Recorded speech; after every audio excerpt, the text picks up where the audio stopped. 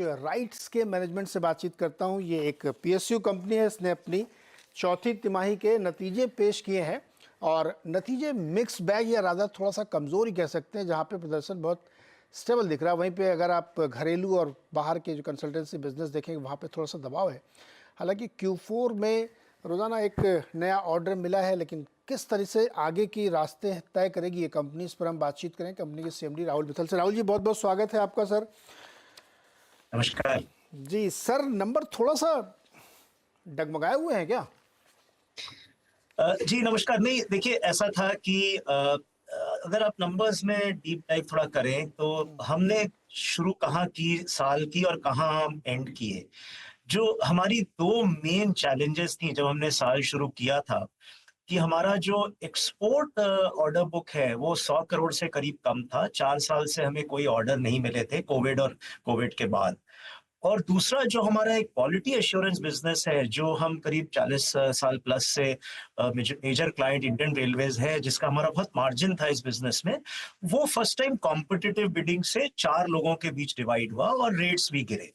तो इन दोनों का इम्पैक्ट हमको मालूम था इस साल आएगा, और हमारी स्ट्रैटेजी थी कि साल के जैसे जैसे क्वार्टर बढ़ेंगे हमें जरूर एक्सपोर्ट के ऑर्डर मिलने चाहिए। जो हम अभी आते आते तक 2 ऑर्डर मिल गए, बांग्लादेश और मोजाम्बिक के, पहली बार 4 साल के गैप के बाद 1200 करोड़ के।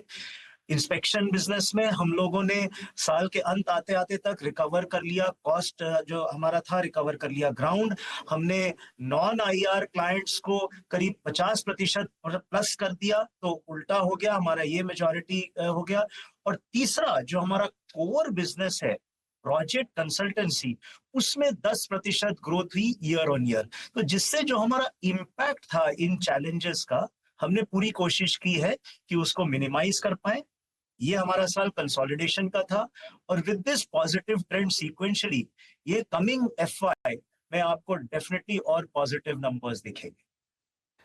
एग्रीड सर कि आप होपफुली है, लेकिन इसमें देखिए FY23 और 24 को भी कंपेयर करें तो बिल्कुल फ्लैट या राधा थोड़ा सा कमज़ोर नंबर है। आप ये कह रहे हैं कि इंटरनेशनल बिजनेस में थोड़ी दिक्कतें आई, मुझे उस पर थोड़ा सा बताइए आप। बहुत कमज़ोर था वो एक्सपोर्ट वाला, कैसे वो मैनेज होगा? आप कह रहे हैं कि डिस्ट्रीब्यूट भी हुआ है, उसको कैसे ठीक करेंगे? तो जैसा मैंने कहा, देखिए हमें 4 साल कोविड और कोविड के बाद कोई भी एक्सपोर्ट ऑर्डर, क्योंकि हम ज्यादातर साउथ ईस्ट एशियन कंट्रीज और अफ्रीकन कंट्रीज में एक्सपोर्ट ऑफ रोलिंग स्टॉक करते हैं, तो ये अपॉर्चुनिटीज वहां कम आ रही थी। अब वो बिल्डअप होनी शुरू हुई। हम पिछले 1-1.5 साल से बहुत एग्रेसिव मार्केटिंग कर रहे थे, और ये दो दो ग्लोबल टेंडर में हमको ऑर्डर मिले पिछले 3-4 महीनों में, जो टोटलिंग टू 1200 करोड़। इनसे अब हम लोग रेवेन्यू डेफिनेटली एम करेंगे कि Q3 Q4 इस साल में आना शुरू हो जाए। पैरेलली इंटरनेशनल कंसल्टेंसी में हमने बहुत जगह बिड किया है, और कुछ कुछ ऑर्डर्स आने शुरू हो गए, which will again translate to revenue by this FY and by Q3 Q4। तो जो इंटरनेशनल बिजनेस है, जो डिप हुआ है, जो दोनों एक हाई मार्जिन और हाई रेवेन्यू कंट्रीब्यूटर है, वो Q3 Q4 इस साल में आते आते आपको एक सब्सटैंशियल ग्रोथ दिखेगा। राहुल सर, ये चूंकि आपका पूरा बिजनेस इस बात पर निर्भर कर रहा है कि कितने आपको ऑर्डर्स आपको मिलते हैं। जो पिछला क्वार्टर था ऑर्डर के लिहाज से तो अच्छा था, काफ़ी बैक किया आपने। अब नया साल शुरू हो गया, नए साल के पहले क्वार्टर के भी 2 महीने निकल ही गए हैं। मैं ये जानना चाहता हूँ कि कितने ऑर्डर्स में आप L1 हैं, या आपको बिल्कुल श्योर है कि वहाँ आप मिलेंगे, और कितने पे आपने बिड कर रखी, तो हमें एक मोटा मोटा अंदाज़ा लगे कि FY25 में राइट्स क्या कमल करने वाला है। देखिए 31 मार्च को हमारी ऑर्डर बुक 5700 करोड़ पे एंड हुई। उसमें इनफैक्ट हम लोगों ने ये 900 करोड़ का जो बांग्लादेश का एक्सपोर्ट ऑर्डर मिला, जो उसके बाद मिला, अप्रैल में मिला, वो हमने ऐड नहीं किया। तो सबसे पहली बात तो ये ऑलरेडी Q1 इस साल का ऑलरेडी जो 1.5-2 महीने हुए हैं, उसमें एक हेल्दी ट्रेंड हमको ऑर्डर्स मिलते जा रहे हैं। सबसे बड़ी चीज है, पिछले आप 2 क्वार्टर में देखिए, Q3 और Q4 में, Q3 में हमारा पहला एक माइलस्टोन अचीव हुआ, we became a 1 order a day company. और इसको हम लोगों ने फ्लैश इन द पैन नहीं था, हमने Q4 में बरकरार मेंटेन किया। Q4 में हमें 100+ ऑर्डर्स मिले, टोटलिंग टू 940 करोड़। तो ये जो 1 ऑर्डर अ डे कंपनी का जो हमने अपने लिए टारगेट रखा था, उसको हम मेंटेन कर रहे हैं। और जिस तरह से हमें Q1 का भी ट्रेंड दिख रहा है, हम ये पूरी तरह कॉन्फिडेंट हैं कि हमारी ऑर्डर ऑर्डर बुक में सब्सटैंशियल ग्रोथ होगा, बोथ डोमेस्टिक एंड इंटरनेशनल, और हम ये 1 ऑर्डर अ डे कंपनी का जो हमने अपना एक माइलस्टोन रखा है, इसको मेंटेन कर पाएंगे। साइज क्या होता है जो आप ऑर्डर एक्सपेक्ट कर रहे हैं?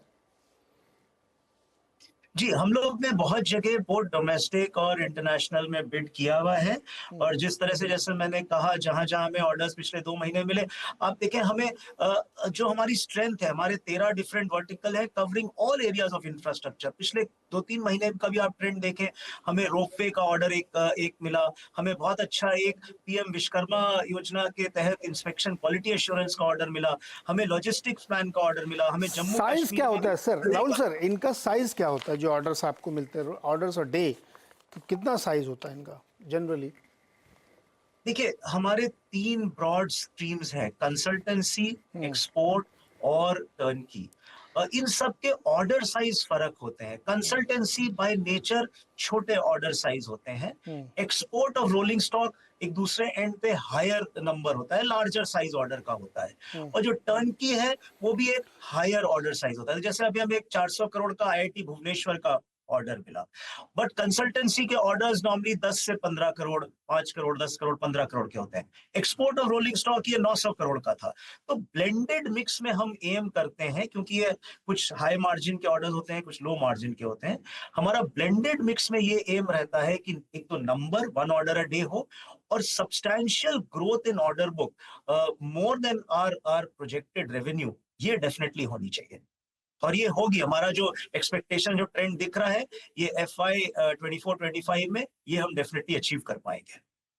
वो जो एक आरबीआई वाला रूल आया था 5%, मतलब रूल नहीं आया, ड्राफ्ट गाइडलाइंस है, उसका कुछ असर पड़ेगा आप लोगों के ऊपर क्या, कि एडिशनल सॉरी, फाइनेंसिंग करनी काइंडली पड़ेगी? रिपीट करें, आपकी आवाज नहीं। प्रोजेक्ट फाइनेंसिंग में जो एडिशनल फाइनेंसिंग की बात चल रही है अभी, केवल गाइडलाइंस लाने की तैयारी, ड्राफ्ट है, इसका असर होगा? आप लोग चिंतित हैं इससे कुछ या नहीं?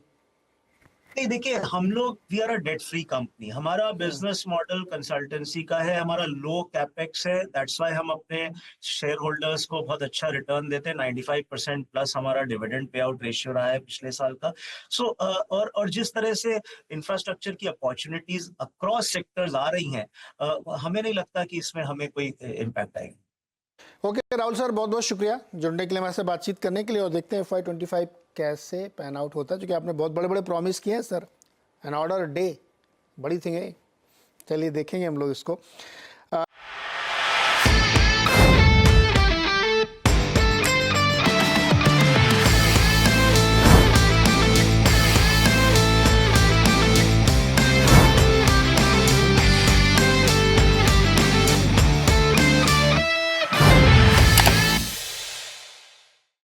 बता दें कि मनी कंट्रोल पर दिए गए विचार एक्सपर्ट्स के अपने निजी विचार होते हैं। वेबसाइट या मैनेजमेंट इसके लिए उत्तरदायी नहीं है। यूजर्स को मनी कंट्रोल की सलाह है कि कोई भी निवेश निर्णय लेने से पहले सर्टिफाइड एक्सपर्ट की सलाह लें।